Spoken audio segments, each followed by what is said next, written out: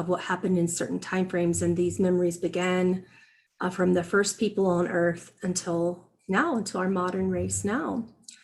And what I've observed is that there are certain patterns that are no longer true. So I held this class so that I could just share with you how uniquely different ascension, realization, enlightenment, spiritual awakening, whatever it is that you call it, is now. Since the beginning of time on this planet, at least in the Akashic record memories that I hold, we've had certain patterns that seem to be just repeated until now. So what is important about this class is that we can't quite, like, people are interested in following those patterns and making them logical, figuring them out, wrapping their head around it. I've done my best to make that make sense, but in the past 175,000 years or so, we've gotten rather attached to a certain pattern, and we're going to discuss that pattern first, because this is a pattern that I've been seeing in Ascension, like I said, since the beginning of time, but particularly it's been every 175,000 years or so in human history, according to these dreams, thought downloads, these informations that I receive about our Akashic records. Every 175,000 years or so, those patterns, you attempt to change them and then you don't. So you don't, but for the first time that I've observed, we've gotten closer to changing them. And the closer we get to changing this very, like I said, it's like a habit, and old habits die hard, correct? So the main habit that, the main ascension pattern attachment that we have is we all wake up at the same time. People tend to ascend in this way that is dualistically considered painful. We have this pattern of, okay, there are giant wars.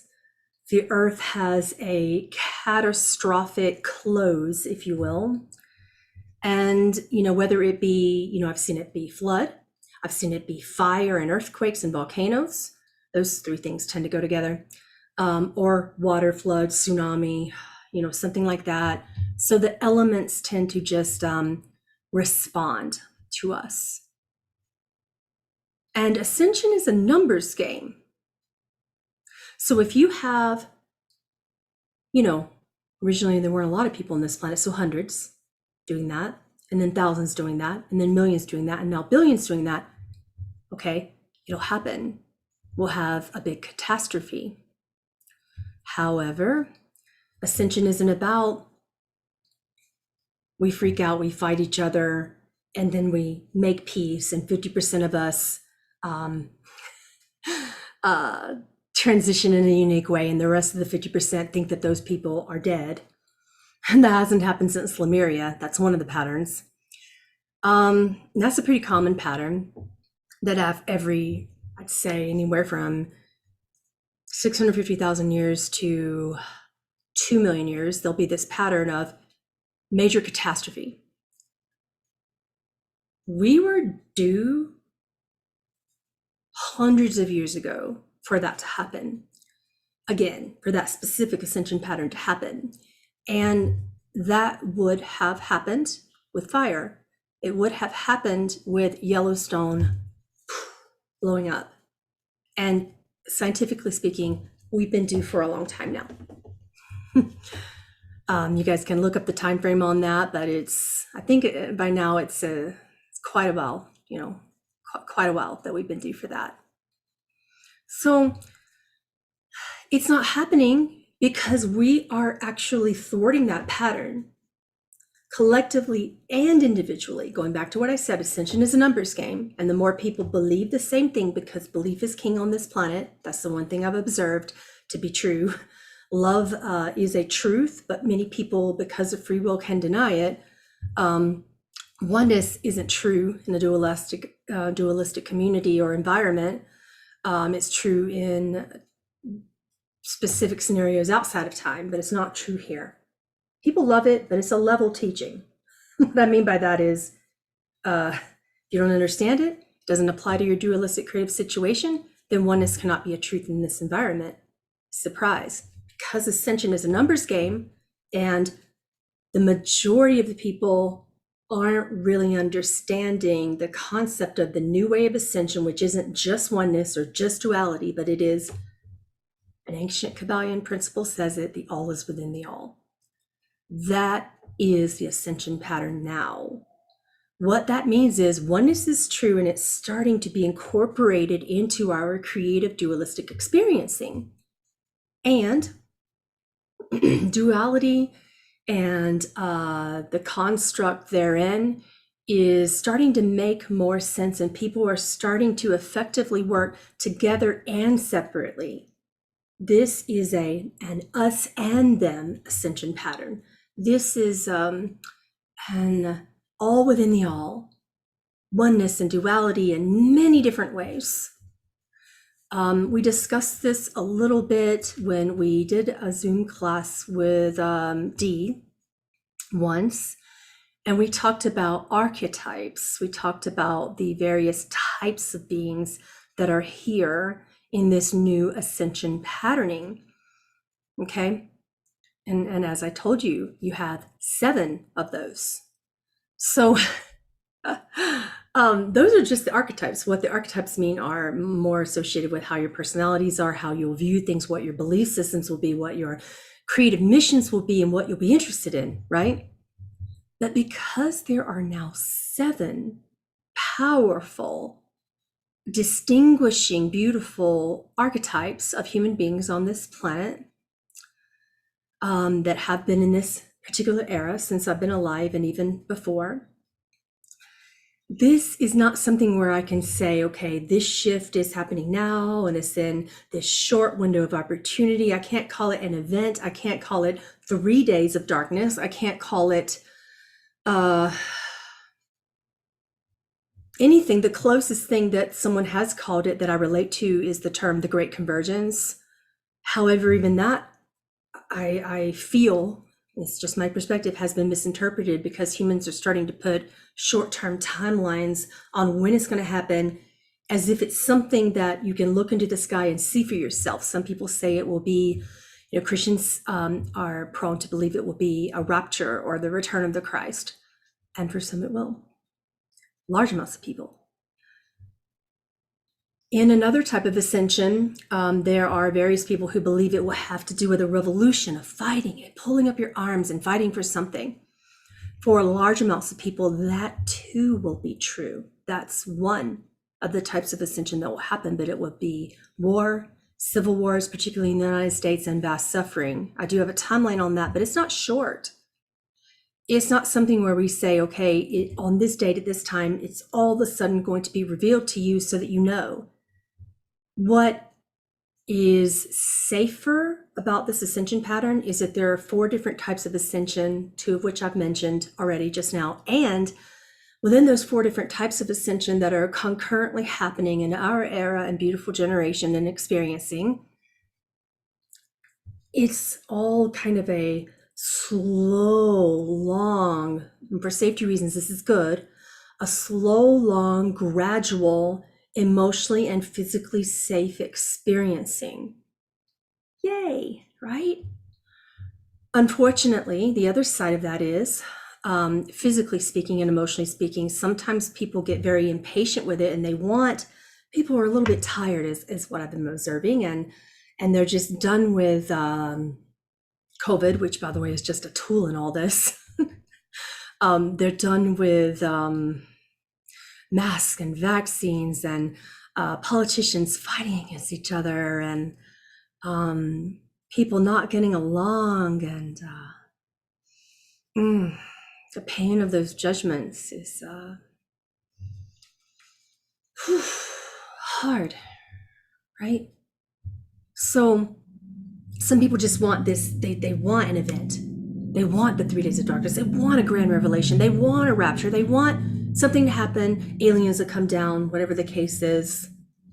And have you ever, in all of your time, it's so exciting, thought about a moment where we get to creatively, powerfully be here in an era like none other, when it's not one way, when it's not this religion, this spiritual modality, this practice, this belief system, this political side of right wing or left wing. That's kind of a US thing.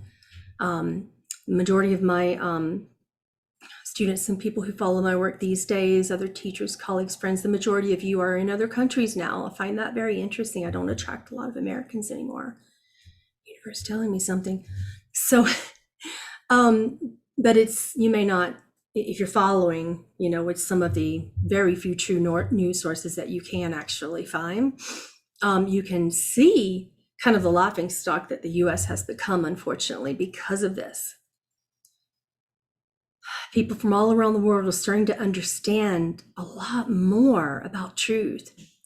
So there are many, 4 specific different types of ways that we can choose to ascend. So this is based upon your ascension experiencing, your free agency or free will, as you call it. Of course, we as a massive soul family have decided to split or pretend that we have 4 different families that are, generally speaking, a little different from one another, to put it mildly.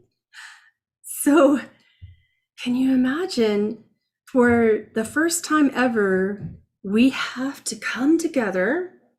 And I use have to just because you understand that we're so done with doing the same thing the same way and fighting and killing off and hating all the ones that don't. That's the typical pattern for millions of years now.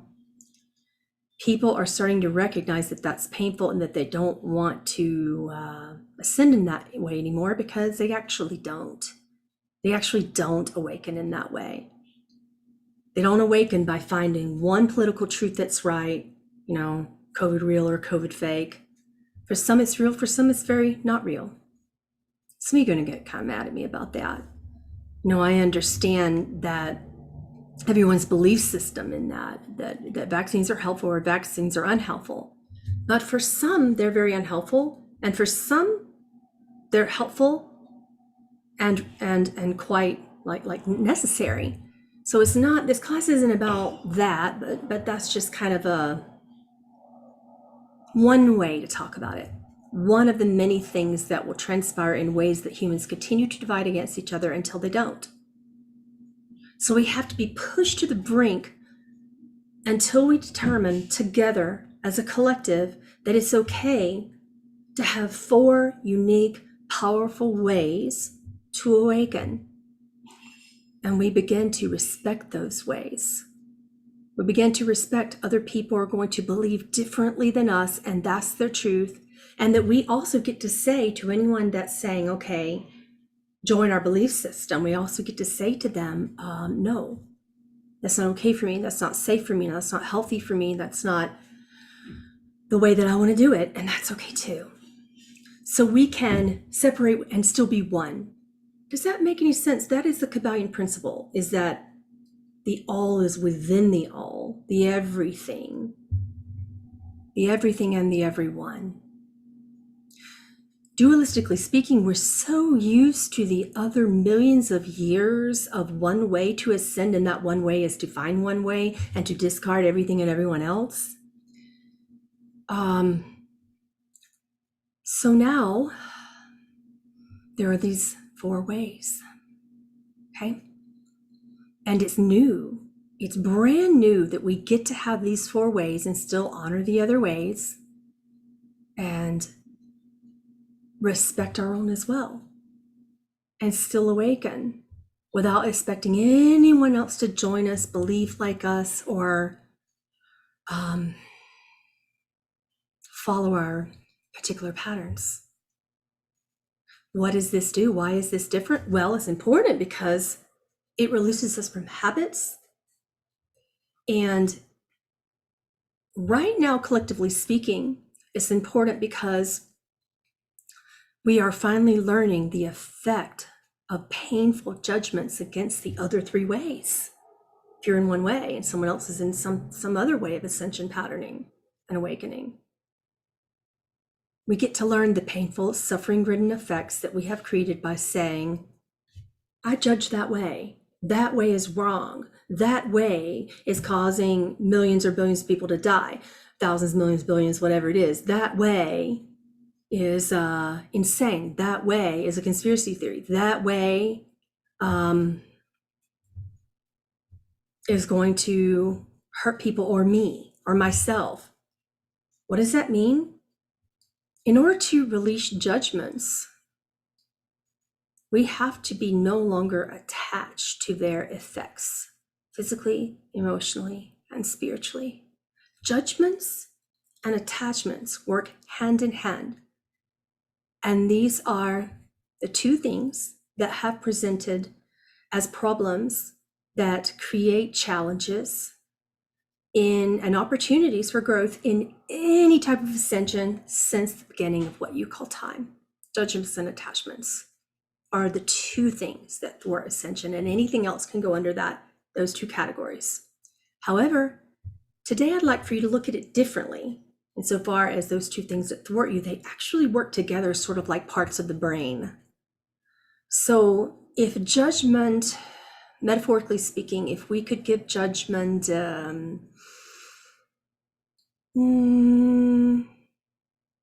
metaphor here, and the metaphor would be, judgment is the hypothalamus, and attachment is the pituitary gland. And if the hypothalamus isn't communicating with the pituitary gland, then basically, physically or emotionally, there's no reason for the pineal gland to actually receive light. Does that make sense? If you understand, neurologists here, you understand that the hypothalamus has a particular function with fight, flight, or freeze responses. Its synapse is typically based upon negative survival thoughts. So when you have a thought that this is wrong or this is right, your pituitary will then respond in that way. The adrenal system will then respond in that way based upon the hormones that are secreted from them. And the pituitary operates in a unique way with the adrenal system. And if the hypothalamus causes the brain and amygdala to work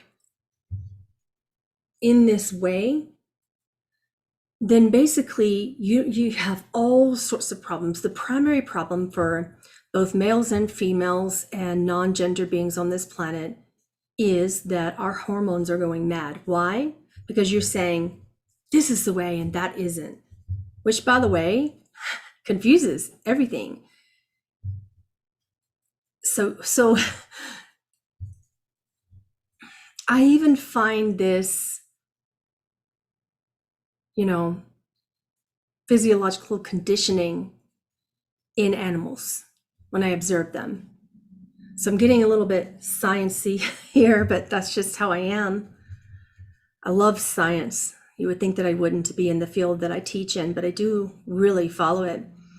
And what I've observed about the hypothalamus is if we don't find some way to correct the fight, flight, or freeze response, then the pituitary is not going to actually work with the adrenal system nor the rest of the body.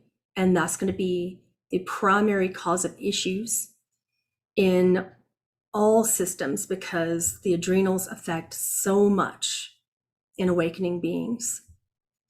And then if we don't get enough signals into the pituitary gland for it to interact properly with the pineal gland, then you know what happens, right? Does anyone know what happens? So yeah, as Dorothy just typed out, yes, we are attached to our fight, flight, freeze responses, which come from what? Programmed, conditioned judgments, which come from what? Educational, religious, parental and even spiritual, and political conditioning. I could probably keep going because there are subcategories within those types even. So at some point in time, we became overwhelmed with those types of conditions. It began to no longer make sense. And people started to feel as if they didn't belong, as if they were lost, as if they couldn't relate to being human anymore. And this is why a lot of New Age, in particular, spiritual systems and teachings begin to say it's okay to not belong, which was good and still is good for many who are awakening to the fact that they're sensing that they came out of a religion or about a certain educational culture, and which lends to a certain professional culture as well. Then you have culture and familial systems within the way that you're parented, your familial culturing from that. You have all that, and then you just go, for some reason, I'm just not fitting in, not with my family, not with the way I was put into certain spiritual systems or religious systems, or the conditioning is everywhere. So it doesn't stop with spirituality. It has become sneaky, and it has snaked its way like a snake into the grass into spiritual culture as well. So this is not me saying the ancient ways are right in spirituality or the new ways are right. What I'm saying is that there is one middle way that also encapsulates the 4 ways and the 4 particular archetypes of ascension and ways that we ascend and awaken now. Which means that the danger is, number 1, you can judge that there's one way for you. That's great. All right, you can. But if you say this is the way and those other 3 ways are wrong, and all those belief systems within it, if you say this is the way and those other ways get to be like me, and those other beliefs need to be like my way and my beliefs, because if they don't, they're going to harm themselves or others, that is a judgment and an attachment. You judge, which means what? You are doing the same thing. Even though we have 4 ways, you're trying to make your way the one way that everybody in every other system should belong. Do you understand what I'm getting at here? So let me identify the 4 ways that have come about since, say for 20 years we've been working on this now, but it's particularly apparent since 2020. Like we can't even deny it anymore. So since 2020, we've made one of the ways, I don't really have a name for these, because putting names, definitions, and labels is just doing the same thing that we were doing that wasn't working for millions of years. For those of you who follow the raw material, you understand what I'm talking about. How Ra says, and this is a collective group of extraterrestrial beings through a channel who wrote about it. And Ra is from the Ra group is from the Galactic Council of 9. And been talking to them also since age 5. And when they came through this channel, and they wrote 5 books called the Raw Material. In the first book, Ra said to the channel, every 175,000 years I come down and I check, and you're doing the same thing. So one of the ways that's really new right now, the newest way as of 2020 is, how can I describe it without giving it a name and a judgment? It's going to be very hard.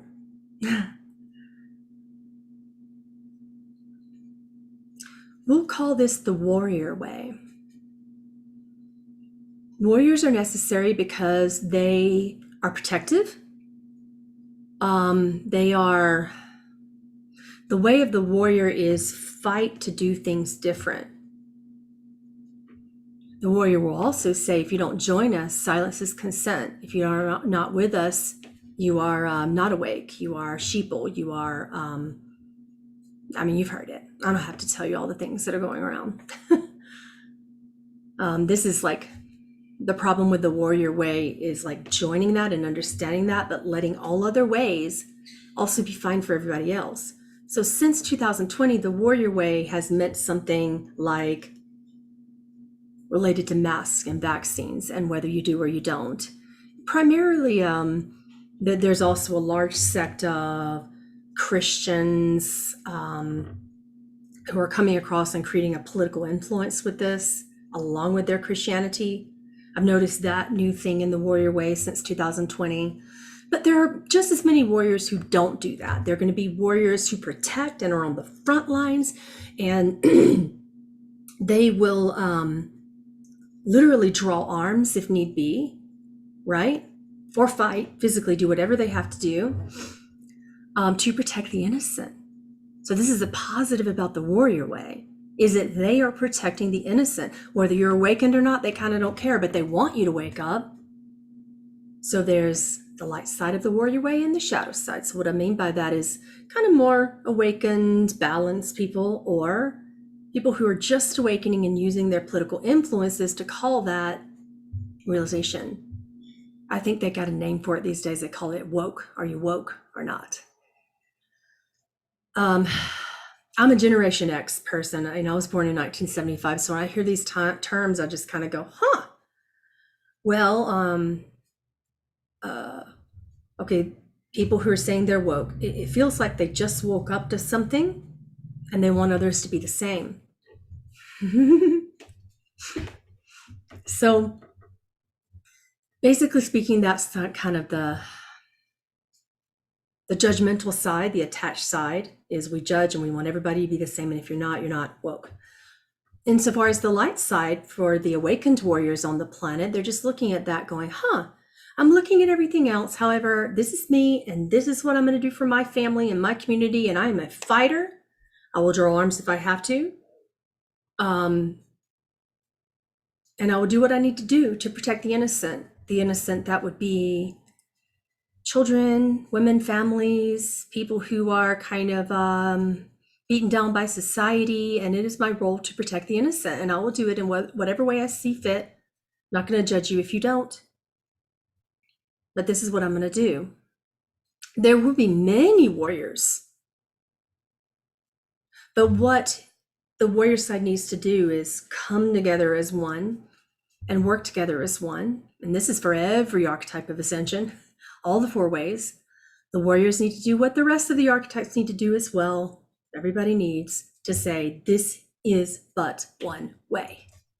That's the important part.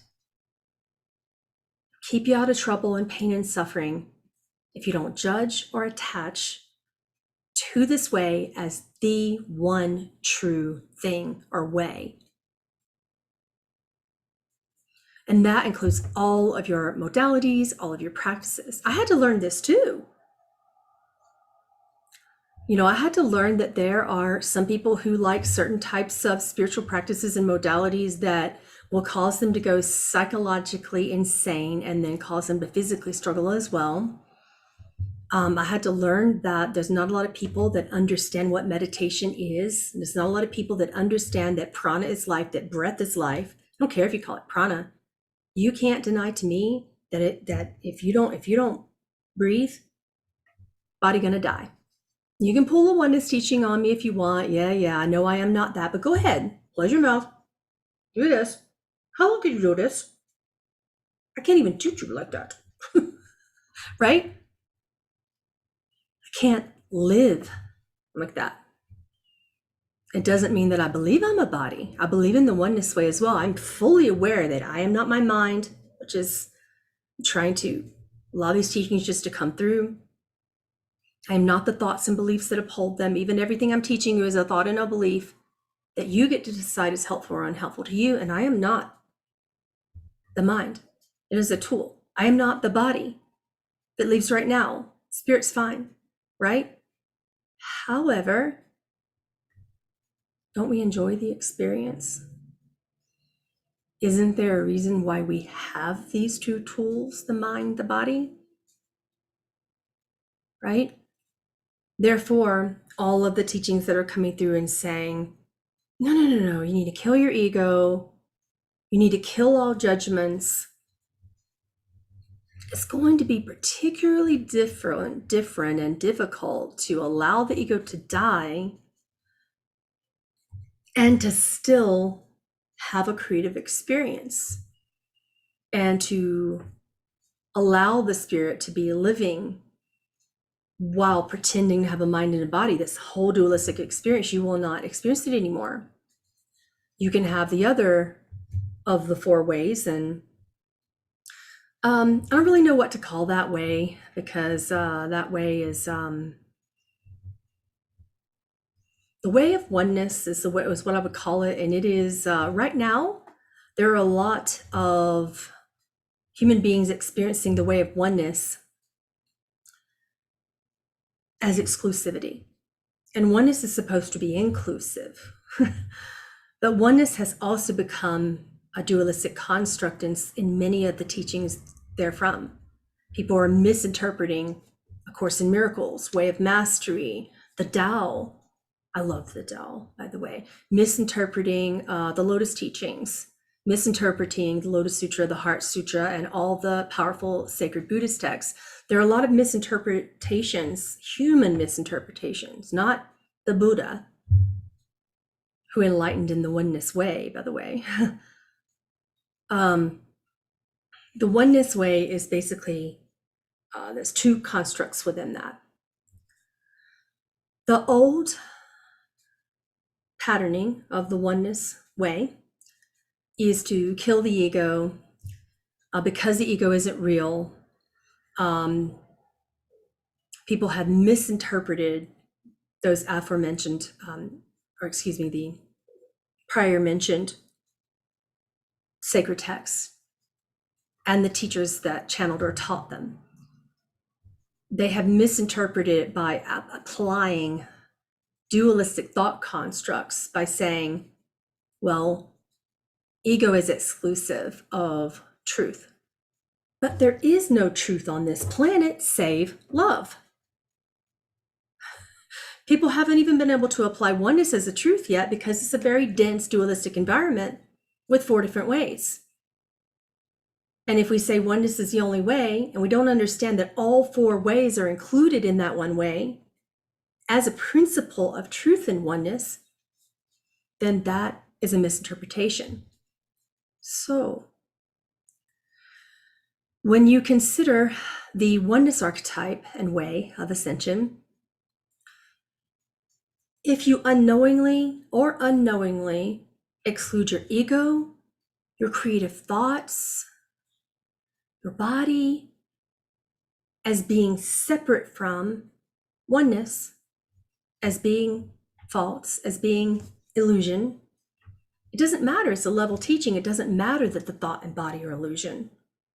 You can know that and simultaneously allow the ego, which creates and controls the mind, which then controls body. The mind also controls emotions.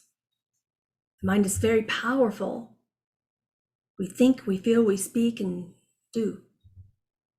Four types of karmic effect. In collective human belief system, karma is master. Don't misinterpret karma. The true definition of karma is energy in motion. That's it. It could be energy from a thought, which then will create a belief, by the way. Thoughts and beliefs, same thing. Thoughts will create a belief eventually if you let it. Which then will create an emotion, karma of emotion, which then will create speaking, karma of speech, which then will manifest as karma of action, everything that you see and everything that thereby manifest. So in the way of oneness, in that way of ascension, there are two patterns within that. Awakened people will understand that they literally should not separate mind and body or ego from spirit, because spirit can embody. Embodiment is the ultimate way for the oneness patterning, the oneness archetype in ascension. Embodiment is the awakened way. Now, the unawakened way for that is ACIMers, you're going to get mad at me. I'm going to try to do this without getting too judgmental, but reading the sacred text and applying it as being the one truth for everyone, inside and outside of yourself, when you say everything, including mind and body and all the things that come thereby, ego, whatever you call it, is illusion, therefore it's not helpful. Ego can be helpful or unhelpful. One of the most powerful ways to work within the oneness archetype of ascension is to decide what's helpful and utilize it. Decide what's unhelpful and do not allow that thought to create a belief, which creates an emotion, which creates your speech, and then thereby your actions for yourself and the effect. Your actions will affect others. Your thoughts, your emotions, whether you say them or not, still affect others.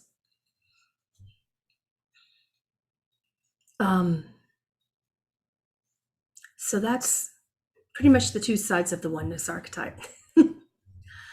So we've talked about the warrior way, the oneness way.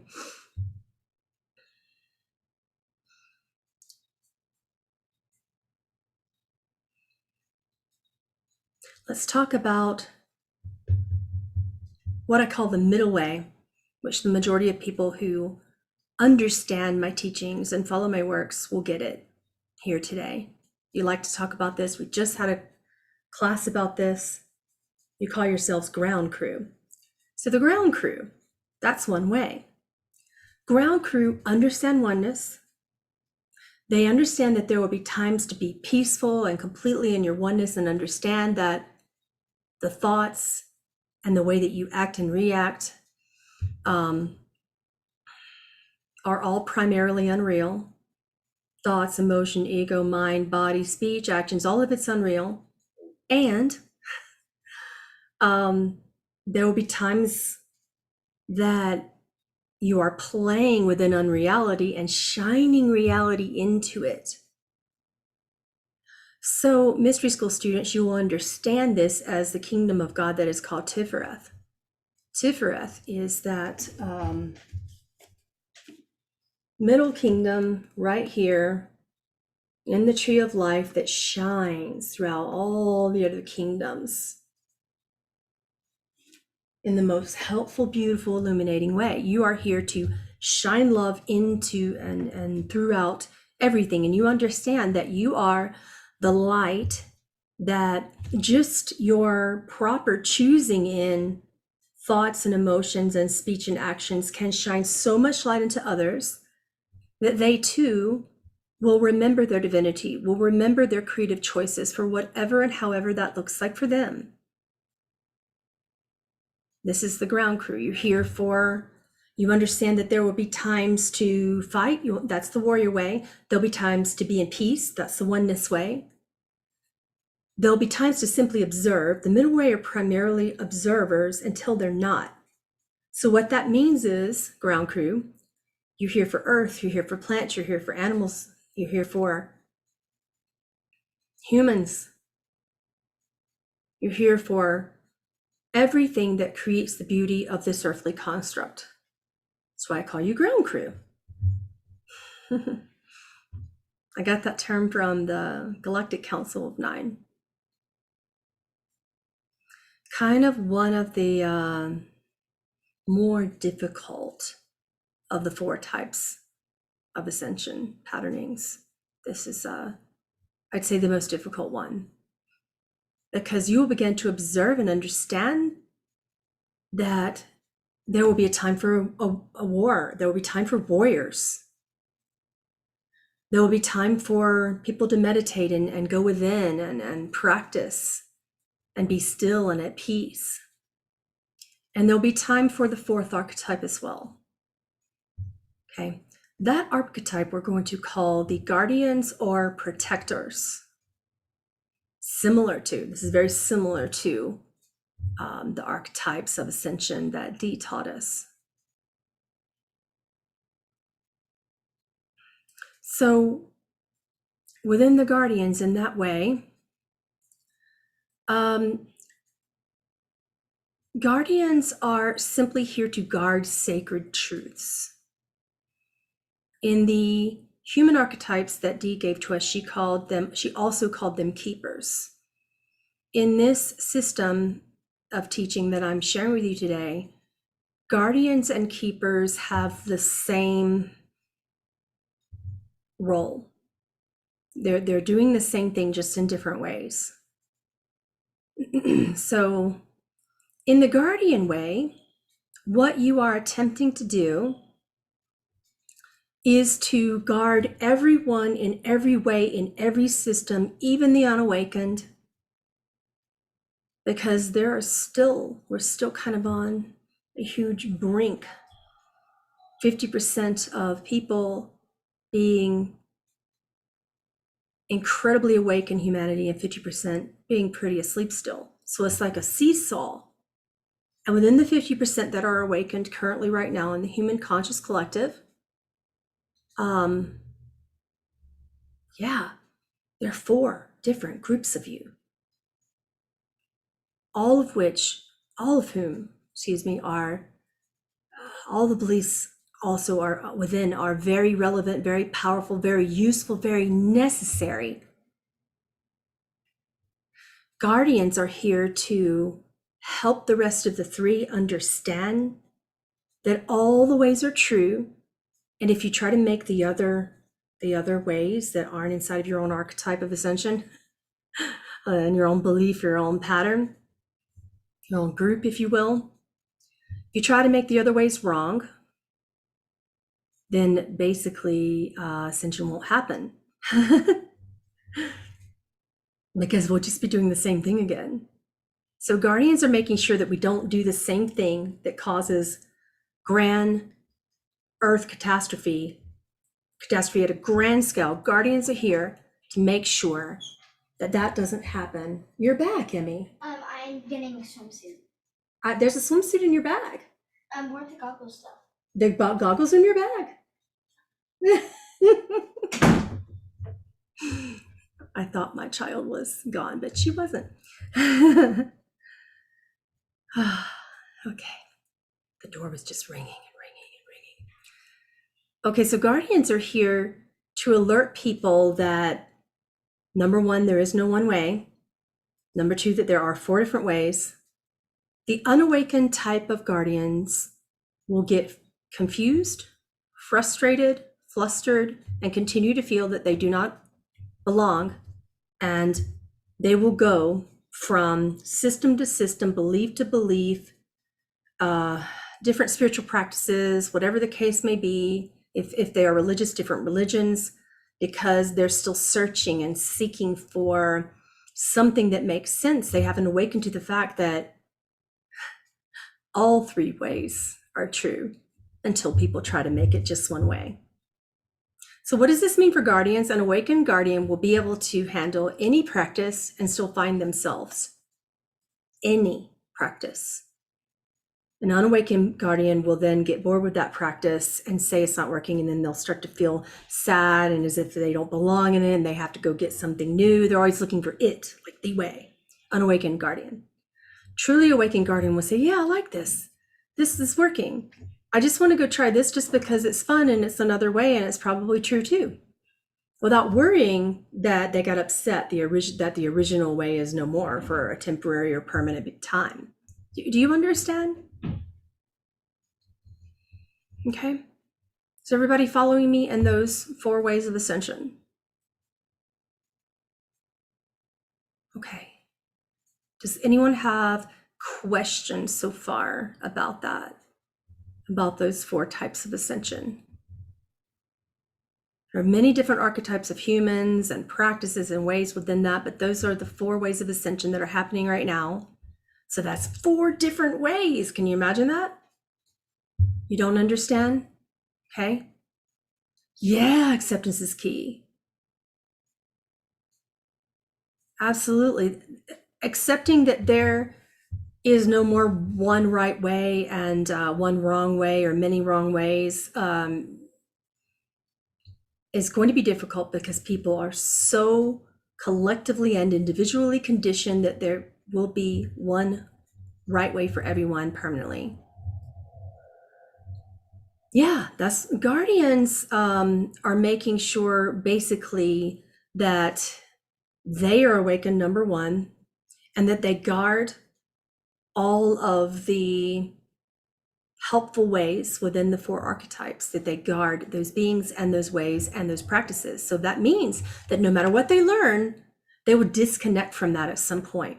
And don't be sad when you disconnect from it, because you got to go learn the warrior way for a time in order to guard and understand and protect warriors. You're guarding and protecting, right? Who's got the back of the warrior? Somebody's got to. Somebody asked me a question about, what was it? How do guardians interact with the others? Typically by observing and then protecting them. Just protecting them from physical and emotional pain. And sometimes even the physical and emotional pain of themselves. See, I'm not a guardian. My archetype is middle way. So my job is to basically help everybody get along. I'm a mitigator, I'm a mediator. I do what the guardian does. I hold and keep the protective truth, but then I also learn about all the other archetypes so that I can help them get along and not kill each other, so that we don't go back to, this is a one way and I'm going to kill you and create a war if you don't do it my way. That's what the middle way does. Warriors are going to come in and kick all of our asses and say, what the heck, guardians, you're doing it again. You're guarding all the ways, but then you're not finding a way for yourself at all. You're not awakened and not finding any particular way for yourself. Guardians are key for non-attachment. I get that. The middle way beings, ground crew, are key for non-judgment. So these are the blocks that you're helping the human collective as a whole integrate. So guardians, you need acceptance. Okay. In order to not attach, you need a lot of acceptance. So guardians will have problems like an unawakened guardian will have problems with attachments, typically emotional or physical attachments, because they want to guard everything that makes that beautiful. Ground crew, you will have problems with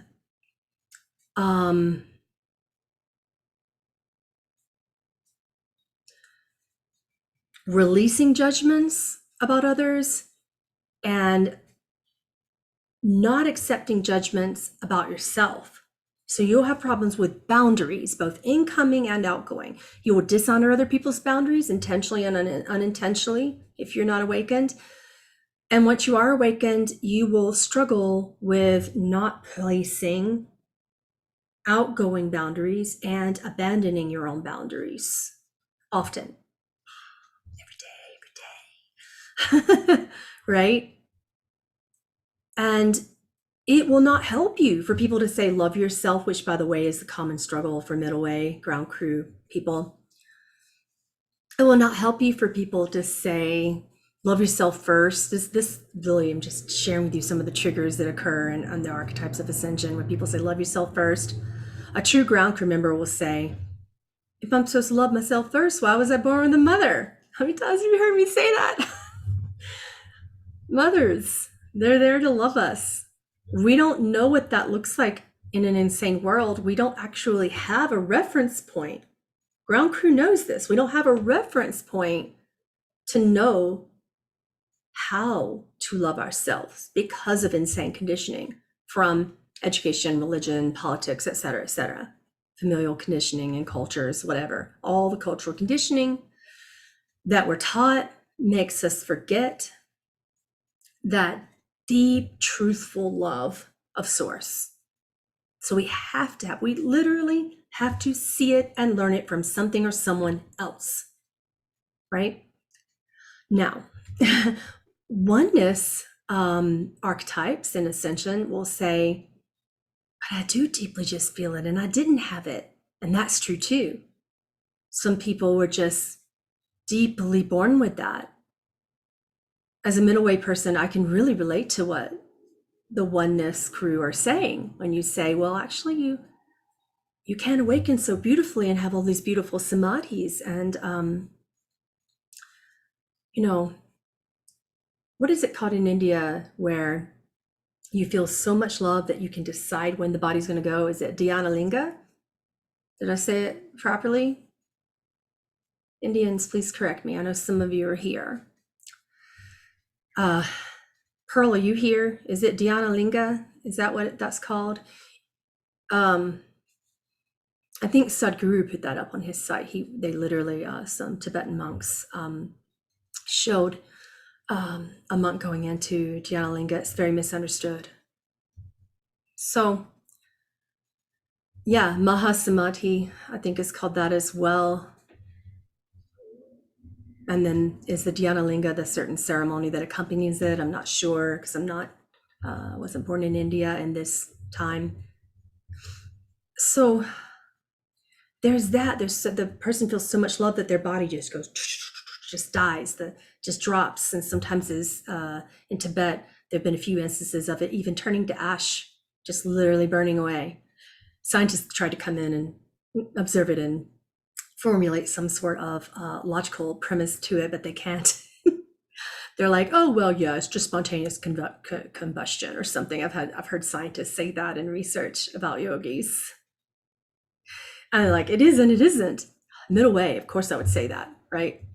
Yeah, rainbow light body, Tibetan monks turning into light. That's another way of the oneness crew. That's what I'm gonna start calling you guys, the oneness crew, the ground crew, the warrior crew. Sounds good, right? Makes a lot more sense. I don't like the word archetype because archetypes explain the mind and the personality. But I was trying to attempt not to separate, but I need to separate in this class for you to understand how it's all true simultaneously in oneness. Middle way. You can feel it in me. But I too went through like my struggle in ground crew, middle way. I could really relate to guardians and the archetypes of the keepers that are also in there. And of course, I can relate to everyone in the middle way, but I could not relate to the warrior crew. The warrior represented a lot of either Christian religious constructs, New Age constructs. I couldn't relate to it for a long time. Only recently, I'd say this year in 2021, did I start to fully say, oh yeah, I'm middle way, so I can't exclude that either. That's some people's way, that works for them. Until it doesn't. And it would just break my heart every time a person got to that space of when it doesn't. And what that would look like. As a teacher, I would observe people coming to me, particularly from either Christian or New Age belief systems, and they would be broken. The Christians would be depressed and anxious. The New Agers would be absolutely insane or experiencing so many physiological problems that their light body was trying to take over and their physical body was dying. And they're like, I got kids. And I'm like, oh my gosh, I've been through that. You know? So it just broke my heart, especially the undiagnosed things and people calling it Ascension symptoms and then not going to the doctor, completely denying, like about to have a serious physical or mental breakdown and not getting help that could save their lives. Broke my heart and still does. But I had to understand as ground crew who supports the middle way that I have to mitigate and hold a space and understand without saying, you know what, it's because you just opened your damn third eye and about blew yourself up. Despite the fact that that's true, it's also true that that's a part of their contracts that I should not judge. You see how ground crew struggle with judgments? I should not judge that. If I say that that's the wrong way, then I'm not really mitigating properly. So I had to learn that. Now, for the sake of my own heartbreak, I also had to put boundaries and just say, okay, I can't teach that. You can't come to me with those specific problems. You have to go to a shaman or a mental health professional, because I'll start crying. It literally will break my heart. I want to reach out and hug you. I like the empath in me is like, oh my God, this is happening. Why? And I have to understand my limits, my boundaries. So I literally, if someone comes to me with those problems and they don't tell me, I will return their money, give them a giant hug and hang up the phone. Or if they're in person, say, I cannot help you. Here's a referral somewhere else if I have one. That's my boundary that I have to honor. Ground crew, are you feeling me? Do you struggle with this? Show me some love right now, because I'm like, I'll start crying even talking about this. Because I too, as a human being, require great support with this. Like there are some things that ground crew really struggle with, and those things will be animal suffering, babies and children. You know, when I found out about the massive amounts of child sex trafficking that were happening, like I knew about it, but I didn't know that it was like deeply embedded into our politics and our governmental systems. And it made me want to join the warrior crew in a way that was like, I'm going to go fight, but I actually don't have that physical or mental strength to do that. You know what I mean? Like I have moments of those times where I'm like, yeah, Lilith's in charge right now. Let's do it. Where I would join the warriors. But there are only moments. It's not the whole essence of my being. The essence of my being is compassion. So my role in that is teaching people how to hold a space for the compassion that happens, but I can't join your battle. Like I'll literally, if I'm on the front lines with you, warriors fighting that, if you try to shame me by telling me that silence is consent, I will feel that shame and then I'll go cry. And then after I realize that I just got judged, I will release that, forgive that, send it to the higher realms, bless it, all that. But I won't be able to join you, because if you have me on your crew, if you have me out on the street shaking my fist in a either silent or non-silent protest, I will not be able to do my job. I will not be able to mitigate. I will not be able to do the role that I'm doing because I've joined your role. I have to hold all the roles together. Therefore, I can only fight sometimes. You've seen the fighter in me, I'm sure. But if you put the fighter in me in front of struggling animals or children, or if you put me in the rainforest while they're cutting down the trees, or if you put me in the Australian forest and I see those burned animals or something, I would be the person that's like, oh my God, oh my God, oh my God, oh my God, oh my God.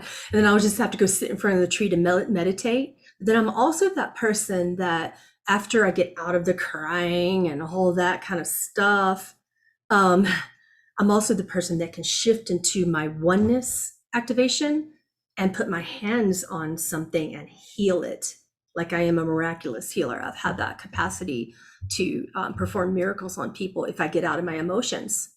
So middleweight people, you have the capacity to be a part of all four groups in terms of your healing capacity, your channeling capacity, your teaching capacity, or whatever it is that you do. If you're a farmer, the archetype of the planter and seeder will come out in you. You have the capacity to research new things if you're more of a thinker. You'll have all these capacities, but what will happen, middleweight ground crew people, is that these capacities will come out and you have to be really deeply spiritually embodying the essence of all elements. So the best thing you can do is find some more sacred practices for you. My ways have to do with the Druidic ways, but it doesn't have to be your way. There are many ways involving connection to trees, understanding elemental alchemy. Ceremonial magic is pretty common for ground crew. And then you have to find ways that pull you into the archetype of the other three ways intermittently, when helpful, when necessary. It's one of the more powerful things that Yeshua taught me, is that we are here to remember that we are love and we're here to be helpful. So you have to find your specific way to be helpful. One of my specific ways to be helpful is by embodying compassion.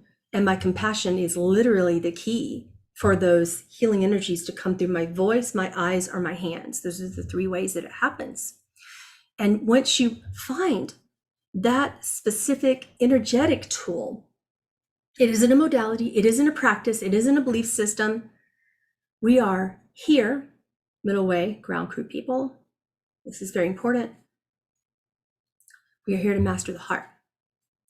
So that the tools, that the most important tools are our emotions.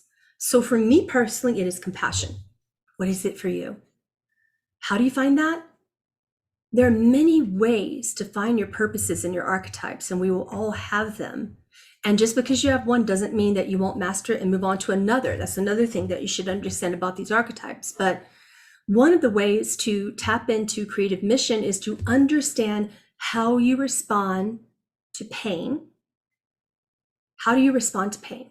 How do you respond to suffering in yourself and others in a way? Warriors, how do you respond when you're wanting to fight for something? What emotion is there? You know, what feeling is there? Typically for warriors, it's liberation or empowerment. So when you feel that, when you're getting ready to, when you get impassioned and you want to fight and you want to protect and you want to be a warrior, what emotions are there? Those will be the emotional technologies that guide you into your creative life mission and purpose. Okay? So for middle way ground crew members, your ground crew, you're primarily compassion is one of them. Acceptance is another. Guardians are also here, particularly for acceptance, but there are many. Guardians tend to be able to embody all sorts of emotions. So guardians are the one archetype that can sort of have many sets of emotional mastery. So there are many emotions that will really do it, but love is the biggest one for guardians. You'll put love above everything, and that'll make you want to guard and protect everything. So when you feel love, that will typically impassion you. All these other things, not so much. When you feel anything that's not love, that also will impassion you. So what I mean by that is, love is like a coin that has two sides. On one side is love, and on the other side is fear. And you will understand more so than anybody else, probably with the exception of the oneness archetype, that all love has every form of love, every archetype of love, every expression of love has a light side and a shadow side. So you will understand the light side of love and the shadow side of love. You'll understand trust is the light side, jealousy is the other. You will understand that love is one side of the same coin as fear, and that when you fear, that means you love.